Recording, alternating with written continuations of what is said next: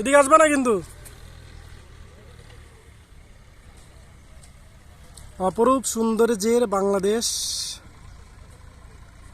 অপরূপ মায়ার বাংলাদেশ, আমাদের জন্মভূমি, আমাদের মাতৃভূমি, যে দেশে বাংলা ভাষা শিখেছি, যে দেশের প্রকৃতির আবহাওয়ায়, প্রকৃতির অপরূপ সৌন্দর্যে আমরা মুগ্ধ, আমাদের বাংলাদেশ, আমাদের পঞ্চগড়। আসলে অমায়িক দেখতে আমাদের প্রকৃতি। পঞ্চগড় করতোয়া নদী, সাধারণ মানুষের আনাগোনা, সাধারণ মানুষের রিজিক।